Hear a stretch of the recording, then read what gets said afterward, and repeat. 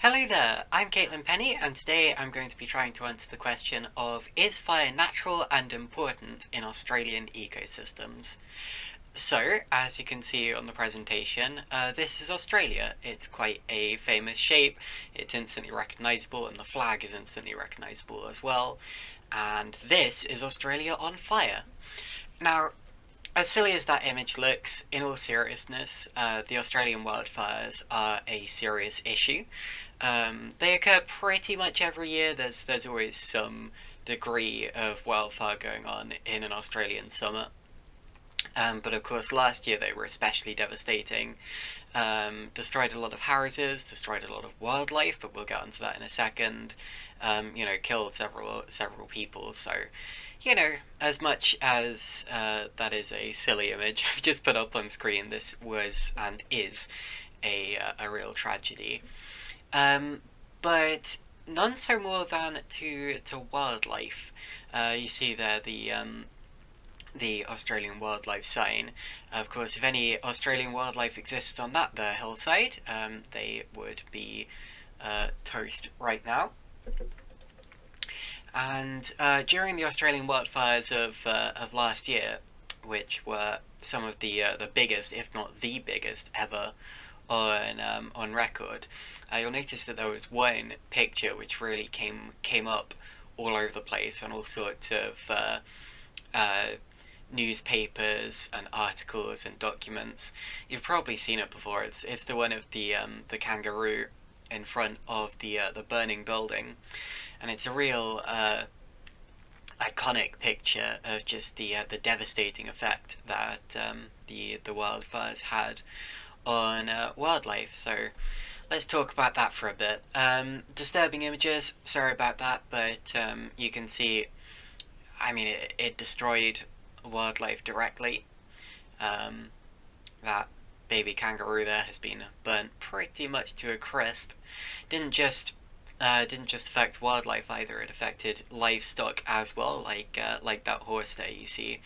But as well as killing them directly, many of them were left completely homeless. That koala there had to be rehomed, and I think eventually died. If I'm thinking of the right koala, but yeah, lots and lots of animals left completely homeless because their homes were, burnt to cinders, which is absolutely tragic. But as I said, what I'm trying to answer here is this a natural and important thing in Australian ecosystems?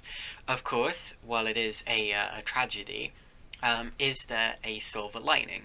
Well, I believe that there is. I think that it is a natural thing for wildfires to happen in Australia. And part of that is shown by the fact that plants and animals have adapted to wildfires so much. You see here on the screen two different types of plants. The one on the left, the kind of blackened out husk, almost like a pinecone looking thing.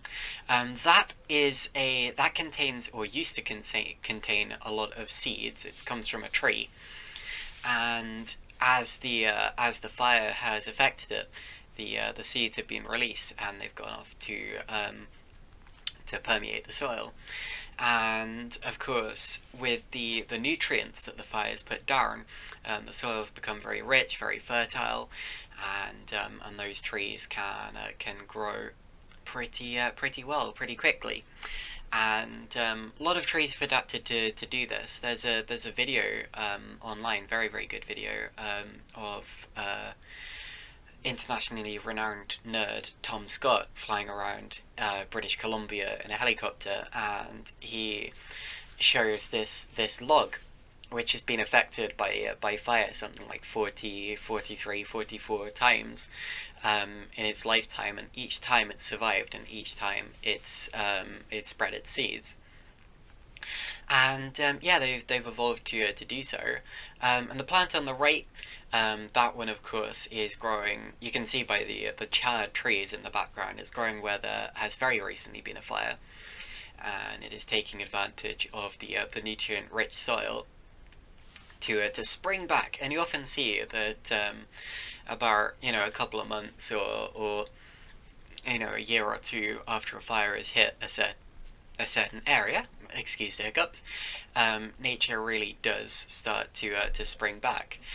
This is a frilled lizard. The one on the left here, breathing fire. I, I searched up on Google frilled lizard fire, and that was the first picture that came up, and I couldn't find any others of the frilled lizard actually interacting with fire. They don't actually breathe fire, obviously, but yeah, frilled lizards, they do have something to do with fire. They actually require, well, they don't require the fire to hunt, but they use it to its full advantage. They capitalize on it every time there's a forest fire.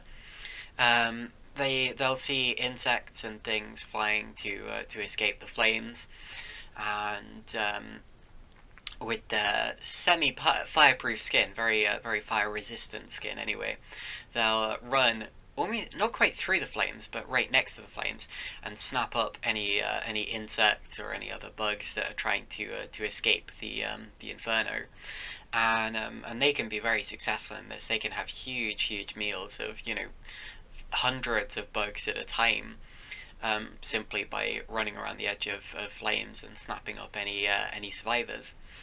And yeah, it's another example of just how nature has evolved to combat these fires and to thrive from them.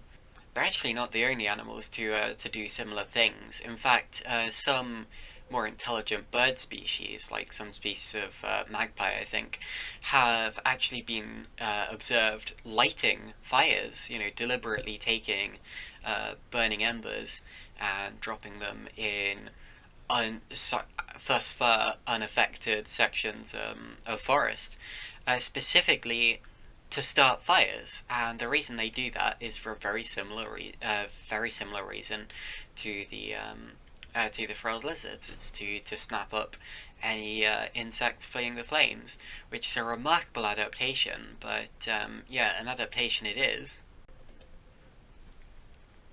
And here you see an Aboriginal Australian actually lighting a fire. And the thought behind it, this is called cultural fires. The thought behind this is that because it is natural to have fires in Australia, they will sometimes try to actually start fires themselves and to control them at a kind of low level away from civilization, and mainly in the undergrowth, where it can cause the plants to release their seeds and things like that. And there have been increasing calls from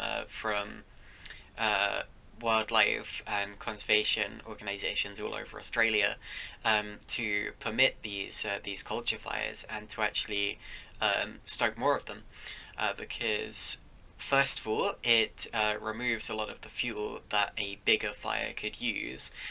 Secondly, if it's done by an expert, it can be controlled and it can be relatively safe. There are always risks, of course. It's still never really a good idea to play with matches in a forest or anything like that, thinking that it can be controlled, because there are always risks.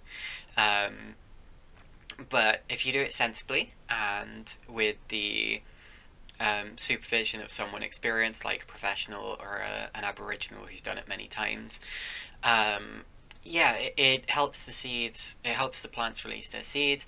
It helps the forest to burn off the fuels that would be catastrophic in a bigger fire, and ultimately it prevents the bigger fires from happening, and just keeps the natural cycle of things going. So that's a thing that happens, and I think that we can conclude that it simply wouldn't happen if fires were not natural and important in Australian ecosystems. Thank you for watching my short presentation.